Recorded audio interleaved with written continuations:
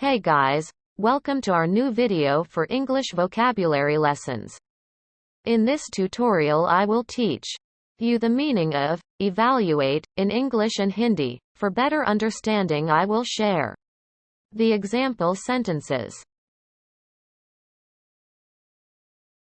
Meaning of evaluate in English is form an idea of the amount, number, or value of, assess. Evaluate का हिंदी में अर्थ होता है आकलन, मूल्यांकन करना या मूल्य निश्चित करना. Example sentences. It is difficult to evaluate his ability.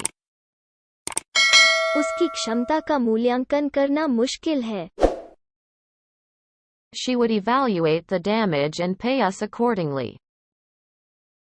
वो नुकसान का मूल्यांकन करेगी और हमें तदनुसार भुगतान करेगी. You should be able to evaluate your own work.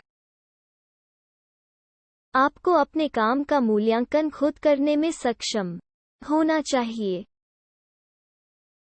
Analyze your budget and evaluate your cash flow. अपने बजट का विश्लेषण करें और अपने नकदी प्रवाह का मूल्यांकन करें.